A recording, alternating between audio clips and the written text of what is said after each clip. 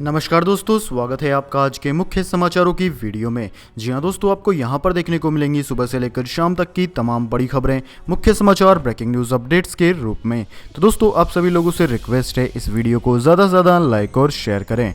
तो दोस्तों, सीधे चलते हैं आज की पहली बड़ी खबर की ओर। यूएनजीए के ऐतिहासिक सत्र को संबोधित करेंगे प्रधानमंत्री मोदी, इन चर्चाओं में लेंगे हिस्सा। जी हां दोस्तों, प्रधानमंत्री नरेंद्र मोदी संयुक्त राष्ट्र आम सभा यानी कि यूएनजीए के सत्र के दौरान दो अहम और उच्च स्तरीय चर्चाओं में भाग लेंगे। संयुक्त राष्ट्र संघ में भारत के स्थायी प्रतिनिधित्व टीएस त्रिमूर्ति ने यह जानकारी दी है। उन्होंने कहा है कि यह सत्र की सबसे अहम बात होगी। संयुक्त राष्ट्र आम सभा 21 सितंबर से शुरू होगी। दोस्तों, त्रिमूर्ति ने कहा कि प्रधानमंत्री मोदी पहले आम चर्चा में हिस्सा लेंगे, फिर वे भारत का प्रतिनिधित्व करते हुए राष्ट्रीय बयान जारी करेंगे। इसके अलावा वे यूएन की 75वीं सालगिरह के मौके पर उच्च स्तरीय बैठक में हिस्सा भी लेंगे। उनका भाषण संयुक्त राष्ट्र आम सभा में भारत की भागीदारी पर फोकस होगा।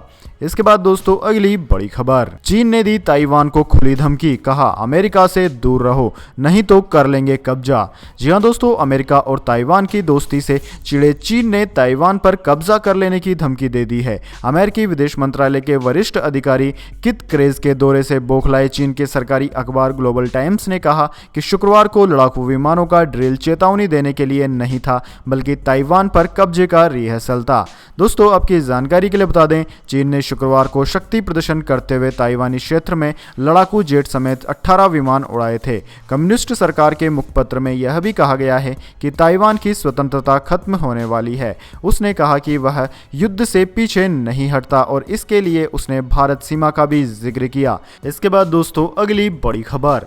ट्रंप के आदेश के खिलाफ अदालत पहुंचा टिकटॉक, कल से अमेरिका में बैन होगा यह ऐप। जी हां दोस्तों, popular video sharing app TikTok ने अमेरिकी सरकार के खिलाफ अदालत का दरवाजा खटखटाया है। टिकटॉक ने अमेरिकी राष्ट्रपति डोनाल्ड ट्रंप के उस आदेश पर बैन लगाने की मांग की है, जिसके मुताबिक अगले कुछ घंटों में टिकटॉक की डाउनलोडिंग को अमेरिका में बैन कर दिया जाएगा। दोस्तों, टिकटॉक की मूल कंपनी बाइटडांस ने वाशिंगटन के फेडरल कोर्ट में अर्जी देकर ट्रंप के आदेश पर रोक लगाने की मांग की है। कंपनी का कहना है कि डोनाल्ड ट्रंप अपने राजनीतिक फायदे के लिए कंपनी के बिजनेस को बर्बाद करने पर तुले हुए हैं, इसलिए उन्होंने 15 सितंबर तक कंपनी को बेचने के लिए समय सीमा भी तय की थी। अमेरिका में टिकटॉक के 100 मिलियन से ज्यादा यूजर्स हैं। इसके बाद दोस्तों, अगली बड़ी खबर। मुंबई वालों के लिए राहत की खबर, इस दिन से चलेंगी 500 लोकल ट्रेनें, रेलवे ने कर दिया ऐलान। जी हां दोस्तों, इस महामारी काल में देश भर में विशेष और क्लोन ट्रेनें चलाने के बाद अब रेलवे आर्थिक राजधानी मुंबई में भी लोकल ट्रेनों की संख्या को बढ़ाने जा रहा है। वेस्टर्न रेलवे ने मुंबई में लोकल ट्रेनों की सेवाओं को बढ़ाने का आदेश दे दिया। रेलवे के मुताबिक वेस्टर्न रेलवे 21 सितंबर 2020 से 350 की जगह अब 500 स्पेशल सबरीन ट्रेनें चलाएगा। इन ट्रेनों को अलग अलग रूटों पर चलाया जाएगा। इस सेवा के शुरू होने से लोकल ट्रेनों में सफर करने वाले यात्रियों को काफ़ी सुविधा हो जाएंगी। वेस्टर्न रेलवे ने 354 स्टेशनों पर कैशलेस ट्रांजैक्शन की सुविधा उपलब्ध कराई है।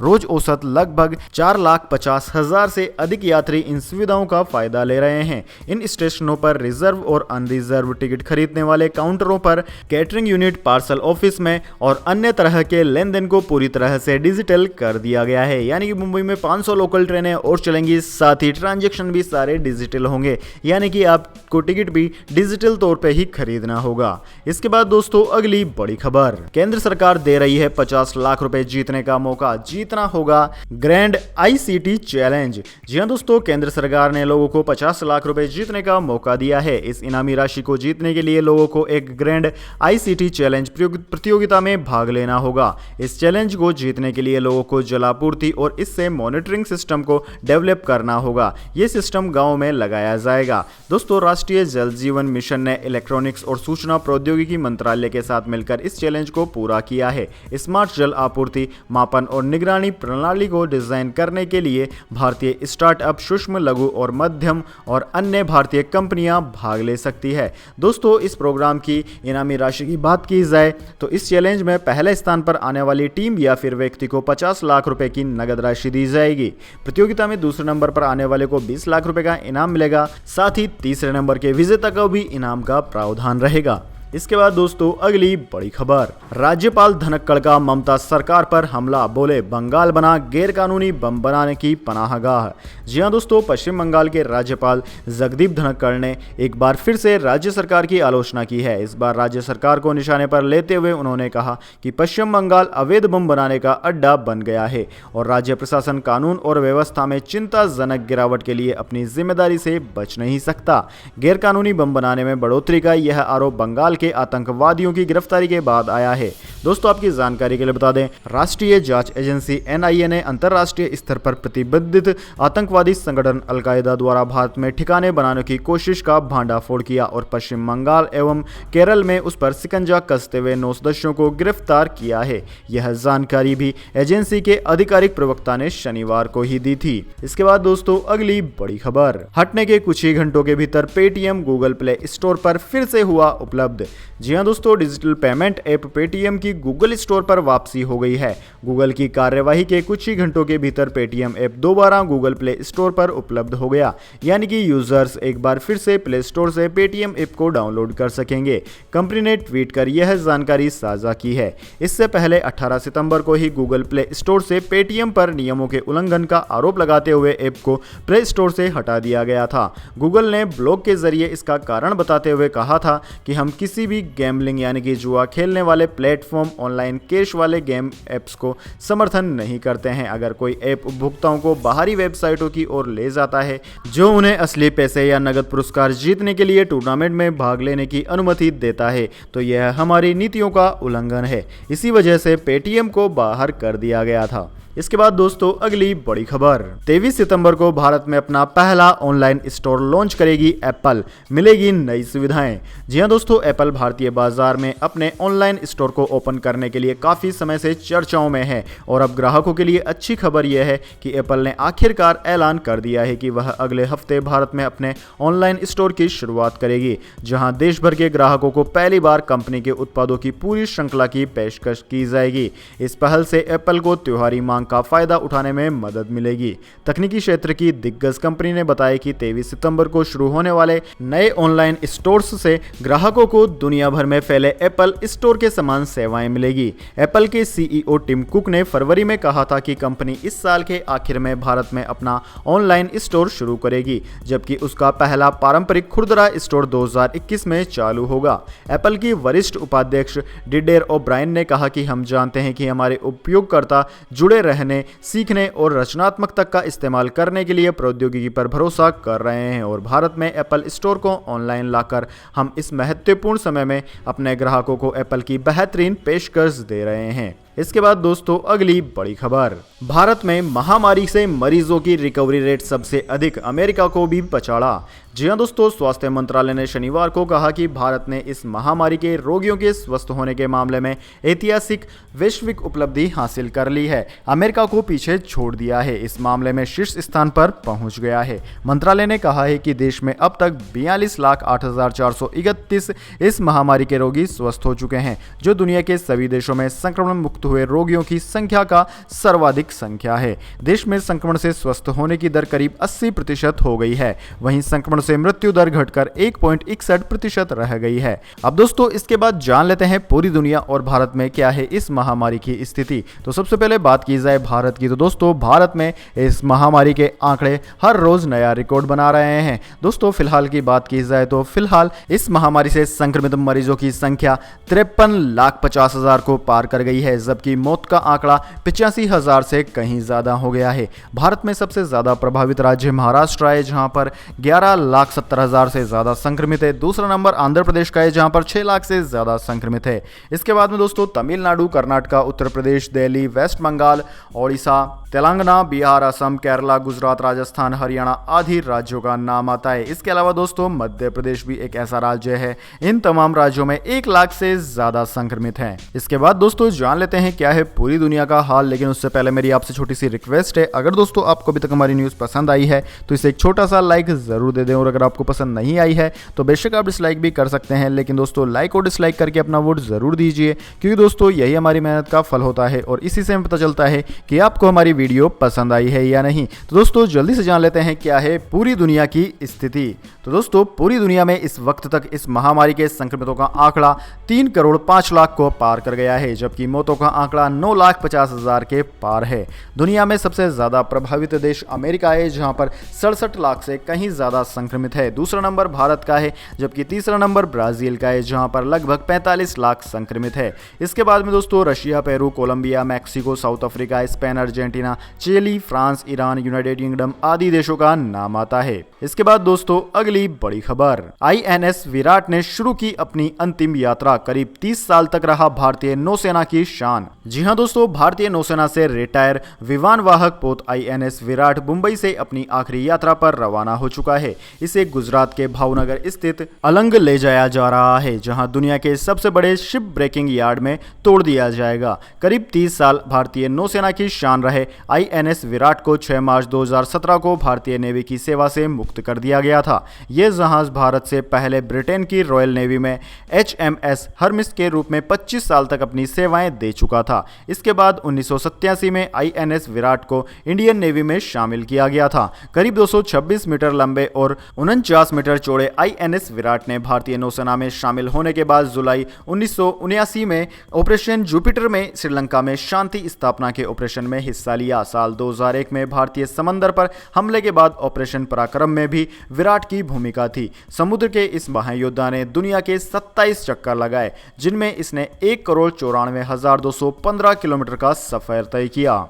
इसके बाद दोस्तों अगली बड़ी खबर, मौसम समाचार, वेदर अपडेट। मानसून अगले सप्ताह से अपनी वापसी करना शुरू कर देगा, मौसम विभाग ने बताया पूर्वानुमान। जी हां दोस्तों, मौसम विभाग ने कहा है कि अगले 2 दिनों में मानसून के वापसी के लिए स्थितियां अनुकूल होने की उम्मीद है। उत्तर भारत के मैदानी क्षेत्रों में तापमान सामान्य से ऊपर रिकॉर्ड किया जा रहा है। भारतीय मौसम विभाग के महानिदेशक मृत्युंजय महापात्रा ने कहा कि ये उन मौसम के पैटर्न में से एक है जो हम तब देखते हैं जब मानसून की वापसी के लिए स्थितियां अनुकूल होती है। PTI की खबर के मुताबिक 20 सितंबर से हम पश्चिम राजस्थान में मानसून की बारिश की संभावना नहीं देखते हैं। IMD ने इस वर्ष मानसून की वापसी की तारीखों को संशोधित किया है। नई सारणी के मुताबिक मानसून के 17 सितंबर को राज्य में वापस आने की उम्मीद थी। हालांकि बंगाल की खाड़ी में एक कम दबाव का क्षेत्र होने के चलते इसकी वापसी में देरी हुई। इसके बाद दोस्तों अगली बड़ी खबर, petrol diesel price today. Petrol diesel के दाम में हुई बड़ी कटौती, जान लीजिए आज के दाम। जी हां दोस्तों, सरकारी तेल कंपनियों ने आज पेट्रोल डीजल की कीमतों में भारी कटौती कर दी है। कल भी तेल के दाम गिरे थे, लेकिन आज बड़ी कटौती कर दी गई है। पेट्रोल के दाम में 23 पैसे से लेकर 26 पैसे तक की कटौती की गई है। वहीं डीजल के दाम में 35 पैसे से लेकर 37 पैसे तक प्रति लीटर तक सस्ता कर दिया गया है। दोस्तों बात की जाए राष्ट्रीय राजधानी दिल्ली में पेट्रोल और डीजल की मौजूदा कीमतों की, दोस्तों दिल्ली में आज 1 लीटर पेट्रोल की कीमत 81 रुपये 14 पैसे प्रति लीटर रही, जबकि डीजल की कीमत 72 रुपये 2 पैसे प्रति लीटर हो गई है। इसके बाद दोस्तों अगली बड़ी खबर, सोने चांदी के भाव में आई तेजी, प्रति 10 ग्राम के लिए देने होंगे अब आपको इतने रुपए। जान लीजिए आज के गोल्ड सिल्वर प्राइस। जी हां दोस्तों, अंतर्राष्ट्रीय बाजारों में बहुमूल्य धातुओं की कीमतों में मजबूती के रुख के अनुरूप दिल्ली सराफा बाजार में सोने का भाव आज 224 रुपए की तेजी के साथ 52,672 रुपए प्रति 10 ग्राम पर पहुंच गया। वहीं दोस्तों दूसरी ओर चांदी की बात की जाए तो चांदी की कीमत में भी 620 रुपए की तेजी आई है और अब चांदी 69,841 रुपए प्रति किलोग्राम पर पहुंच गई है।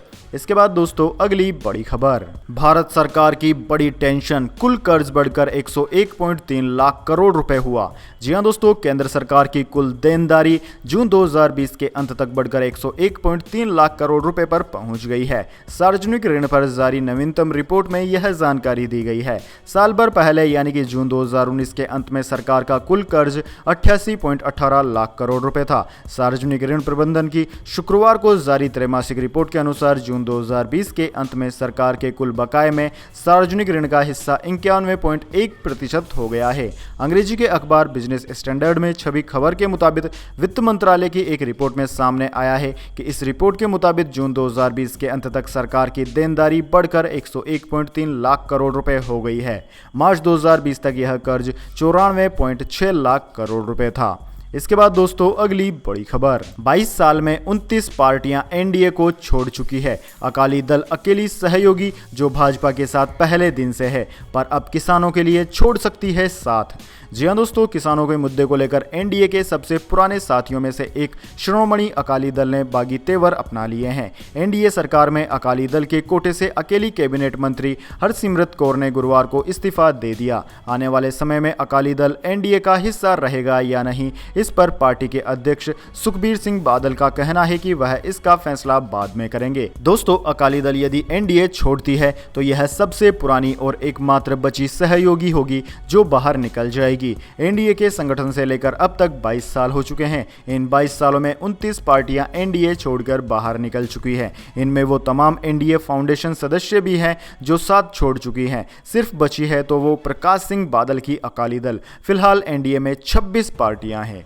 इसके बाद दोस्तों अगली बड़ी खबर, सरकारी दफ्तरों में निकलेगी बम्पर भर्तियां, हर डिपार्टमेंट में होगी नियुक्ति।